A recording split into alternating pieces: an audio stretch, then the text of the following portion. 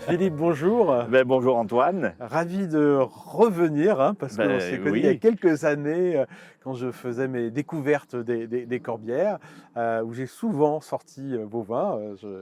C'est des vins qui signent à ce territoire de Durban, parce que voilà, on continue à explorer ou réexplorer et donner encore une chance au découpage territorial, on va dire, de ce très vaste territoire des Corbières.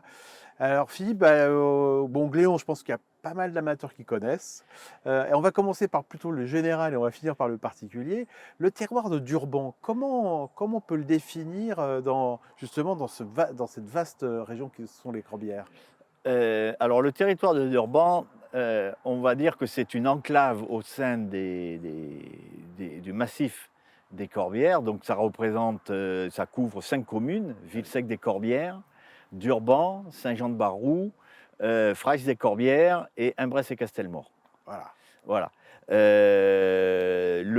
La limite nord du territoire de Durban, c'est le massif de Fontfroide. Oui. Et la limite sud du terroir de Durban, c'est la sierra de Roquefort, des Corbières, Oui. qui délimite le sud. Après, à l'ouest, on a tout le massif là, de Saint-Victor, Oui. et à l'est, on a ce qu'on appelle le plateau de Villesèque. Oui. Voilà. Et donc, c'est une enclave avec un terroir qui est moitié schiste, moitié argilo-calcaire. Mhm. Et dont le vignoble monte jusqu'à 350-450 mètres d'altitude. Voilà, marqué aussi par l'altitude et une Voilà. forme de fraîcheur comme. Et donc, on a mi-climat méditerranéen, Oui. mi-climat océanique. Voilà. Et avec surtout de la fraîcheur au moment de la maturité, de la fraîcheur la nuit par le climat océanique et pendant la journée, ce qu'on appelle les brises marines Oui. qui soufflent tout simplement parce qu'il fait chaud et donc on a un appel d'air qui arrive de la mer avec du vent chaud et humide Oui, parce qu'à qui arrive de la à mer. vol d'oiseau, la mer est pas très très loin, hein. Alors à vol d'oiseau, la mer est à 20 kilomètres. Voilà, c'est ça. Donc Voilà. les rentrées, le marin, tout ça, vous en profitez aussi. Alors Durban, à un moment donné, on revient sur l'histoire de ces terroirs, a été très avancée dans cette délimitation de crues. Donc il y a, on va dire, le grand frère Boutnac, on peut Tout à l'appeler comme fait, ça, tout qui à fait, lui a été au bout, donc qui s'appelle aujourd'hui Corbière-Boutnac, et puis à terme s'appellera Boutnac tout tout à simplement. fait, tout à fait. Durban, sans remuer les histoires politiques, parce qu'en Corbière, bien évidemment, il y a de la politique derrière chaque pied de vigne. Pourquoi, si on analyse aujourd'hui, pourquoi Durban n'a pas pu aller aussi loin que Boutnac à l'époque? En fait, nous sommes allés aussi loin que Boutenac, si ce n'est que, donc au dernier moment, il fallait qu'il y en ait qu'un qui monte. Oui. Donc, Ah, c'était ça. En fin il de a compte, il en fallu fait qu'un. alors L'INAO ne voulait pas mener deux. l'INAO, a conseillé qu'il y en ait qu'un, Hmm. qu'il y en ait qu'un. Et puis il y a eu une autre affaire, c'est que, quand nous avons présenté nos produits, nous avons présenté, on va dire 2 corbières d'Urban. Un corbière d'Urban haut de gamme, haut de coteau, très concentré et en vin de garde, et un corbière d'Urban, vinifié sur le fruit et beaucoup plus, fruité et moins de garde. Et donc la commission nous a dit: «Mais vous tirez à U et à Dia, en fait vous ne savez pas où vous allez». Où est l'identité? Voilà, Oui. maintenant là-dessus, quelques mois après, le même dossier a été présenté dans les Côtes-du-Rhône, et dans les Côtes-du-Rhône aujourd'hui, ils présentent 2 types de produits, un Côtes-du-Rhône de garde et un Côtes-du-Rhône, heu, un peu moins tannique et surtout beaucoup plus fruité. Ouais. Voilà. Et donc sur le moment, on l'a un peu regretté. Oui. Bon, c'est pas passé, mais voilà quoi. Ouais, Aujourd'hui, ouais.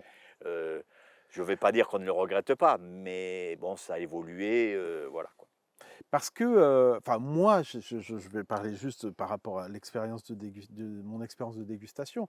Ce sont quand même des corbières où j'ai toujours trouvé une densité, une tenue, une garde, une profondeur, qui est un peu la signature pour moi quand même de ce secteur. Si on reprend un peu les 3 communes là, si on met par exemple Brest dedans aussi, Brest, petite coopérative qui a brillé en faisant des vins qui a donné ses lettres de noblesse dans les corbières de chair, on va dire. Ça, c'est quelque chose qui aujourd'hui, voilà, dans la tête de tout le monde est à peu près, tout le monde est à peu près d'accord sur ça. Tout à fait. Au niveau encépagement, bon déjà, on a une forte proportion de Carignan par rapport aux autres cépages. Je ne dis pas qu'on a la majorité en Carignan.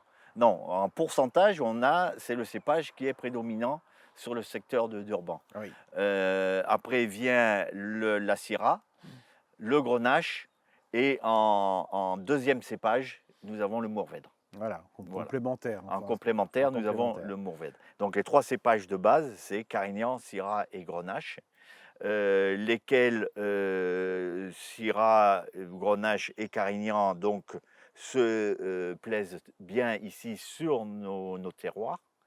Terroirs d'altitude bien sûr, sur sol, profond et généralement caillouteux, hein, comme on peut le voir ici, là, Ah c'est oui, c'est oui, très, sur ça. très, très Là, sur une vieille caillouté. vigne de Cinsault, hein, Bon, là, on est sur du cinsault, donc ça ne fait pas partie, ce cépage-là ne fait pas partie de de l'adénite. l'encépagement d'Urban, mais c'est ce type de sol euh, qui est prédominant sur le terroir de Durban. Ouais. Voilà. Alors effectivement, on fait des vins qui sont très concentrés, tanniques, avec une bonne garde et surtout une puissance aromatique basée le plus souvent sur des arômes de garrigue, des arômes de terroir, des arômes de, Bah, la de garrigue, on cuir, comprend un peu quand on voit voilà. un peu dans l'environnement. Là, on voit tous les pins qui nous entourent. Donc, il y a un côté séveux.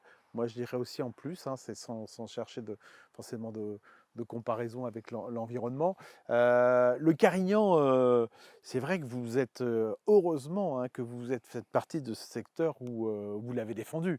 Parce qu'il était mal aimé quand même au départ. Il revient de très loin quand même. On en a déjà parlé, mais Tout à fait. Le Carignan, si vous le faites produire, ben, il va produire. Maintenant, pour faire produire du Carignan à outrance ici sur le secteur, sur le terroir de Durban, c'est quand même compliqué. Enfin, quand je dis compliqué, c'est qu'il faut être vraiment fort du point de vue culture pour arriver à le faire produire à outrance, ouais. hein. Donc, mais c'est un cépage qui mûrit bien si on sait attendre la maturité. C'est un cépage qui est aromatique, c'est un cépage qui a beaucoup de couleurs, qui a des tanins gras et fondus si on sait attendre la maturité, Mm. hein, sans avoir d'astringence excessive. Pareil, c'est la même chose si on attend que les pépins soient mûrs. C'est ça. Donc ça veut dire des vendanges voilà, qui peuvent aussi durer Voilà. pour aller. Et surtout, le carignan est un cépage qui tient dans le temps pour le faire mûrir. Voilà. Oui, oui, bah, bon, on connaît, nous on défend les qualités carignan, mais c'est vrai qu'après, voilà, il y a des terroirs qui ne sont pas toujours adaptés pour le carignan, qu'il a été planté à une époque un peu partout, pas seulement pour sa gloire. Gléon, on connaît la propriété. Aujourd'hui, là, comment se décline un petit peu la gamme on rappelle un petit peu la construction, la part des corbières dans la production. Alors la part de Corbière, c'est 90%, hein, de la production. Ce qui est très Euh, élevé quand même pour une propriété des corbières hein, tout, aujourd'hui. tout à fait, Hein. tout à fait. Mais il se trouve que je n'ai que peu de parcelles, on va dire, en bas de coteau, Mhm. hein. J'ai principalement l'essentiel de mes parcelles qui sont en haut de coteau. Donc je pars de 150 mètres à 350 mètres. Sur 80% du vignoble. Et après, en bas, ben, je pars de 30 à 150 mètres, où là, j'ai 3 hectares, Oui. pas plus. Ouais, ouais. Voilà. Alors, sur ces parcelles-là, eh ben, on fait du vin de pays de Vallée du Paradis. Mhm. Voilà. Et c'est essentiellement du cinsault et du côte, Mmh. malbec. Voilà. Autrement, après, tout le restant, ben, c'est Syrah, Carignan, Grenache, cinsault et Mourvèdre. Et un peu de blanc? Alors blanc, oui, en vin de France, puisque je suis en monocépage, Bourboulenc. Mmh. Je n'ai pas d'autres cépages. Et donc, aujourd'hui, je ne peux plus le déclarer En en corbière. corbière, parce qu'il y a pas de monocépage en corbière. Voilà, Voilà, exactement. on défend les assemblages Mais en je ne dis pas que, avant de prétendre à mes droits à la retraite, je n'aurais pas replanté d'autres cépages en blanc. d'autres cépages, oui. Voilà. Ouais, ouais, pour aller chercher. Devant la propriété, quand on arrive, on a des replantations? C'est vous? C'est vous qui Oui, plantez là c'est devant là, là? donc là, là, quand vous êtes arrivé, vous avez vu qu'il y a des bulles, donc là, on est en train de faire entretenir la rivière. Ouais. Euh, Rivière qui est importante parce que les crues, vous vivez, vous les voyez passer les crues, voilà, sur les corbières, hein, parce tout, que vous êtes, le passage. tout à fait. Donc, normalement, aujourd'hui, on ne recalibre plus une rivière. Aujourd'hui, on l'aménage de manière à ce que l'eau puisse passer et inonder les parcelles sans faire de dégâts. En fait, les vignes, aujourd'hui, en bordure de rivière, doivent faire ce qu'ils appellent des vases d'expansion et donc doivent pouvoir être inondées sans faire de dégâts. Voilà. Ouais. Et donc actuellement, ils sont en train d'aménager tout ça. Donc pour le faire, il a fallu arracher les parcelles, donc ce on est en train de faire, et tout replanter de manière à ce que ça puisse être inondé sans avoir de dégâts. Sans avoir de dégâts, voilà, mais on pense maintenant, Voilà. ça va Mais ces parcelles-là, enfin, il faut savoir que toutes ces parcelles en bordure de rivière ne font pas partie des corbières. des. Ah, si, Ah si, vous êtes en corbière quand même, oui. ça peut être le haut des parcelles est en Corbière, le bas des parcelles est en Vallée du Paradis, mais de toute façon, le haut des parcelles en Corbière, là, sur cette zone-là, ne fait pas partie du terroir de Durban. D'accord, très bien. On en sait un petit peu plus. Merci beaucoup Philippe. Mais de rien.